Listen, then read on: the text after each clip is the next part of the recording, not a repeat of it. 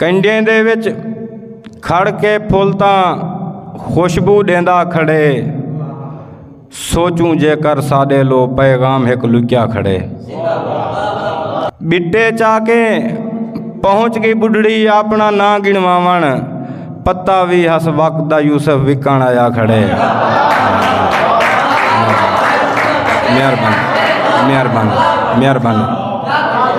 ਬਿੱਟੇ ਚਾ ਕੇ ਪਹੁੰਚ ਗਈ ਬੁੱਢੜੀ ਆਪਣਾ ਨਾਂ ਗਿਣਵਾਵਣ, ਪੱਤਾ ਵੀ ਹਸ ਵਕਤ ਦਾ ਯੂਸਫ ਵਿਕਣ ਆਇਆ ਖੜੇ।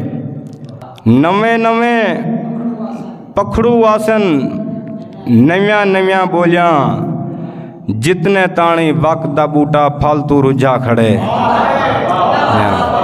ਮਿਹਰਬਾਨੀ ਮਿਹਰਬਾਨੀ।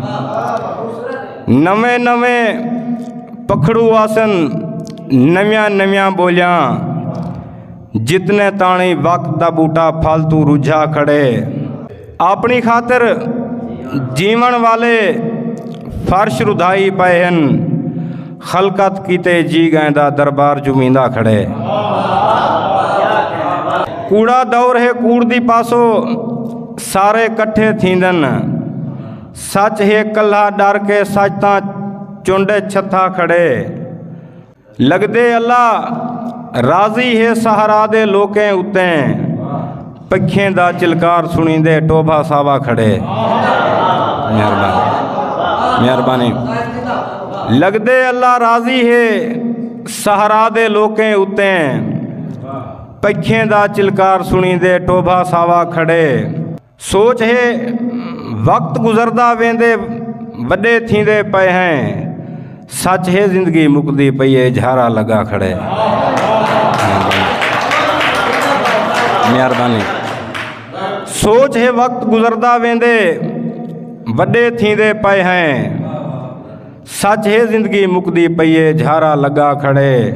ਦਰਜਨ ਜਿਤ ਇਹਸਾਨ ਅਸਾਡੇ ਸਾਰੇ ਵਰਕੇ ਸੜ ਗਏ, ਉਂਦਾ ਇੱਕ ਇਹਸਾਨ ਅਲਾਵਣ ਜੁਮਲਾ ਬੱਚਾ ਖੜੇ।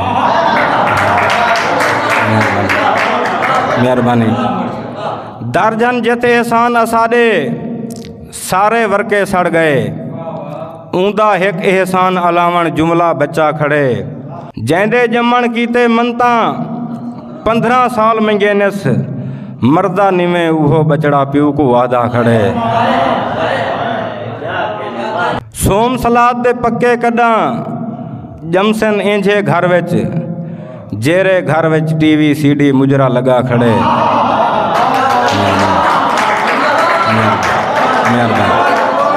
ਮਿਹਰਬਾਨੀ ਮਿਹਰਬਾਨੀ।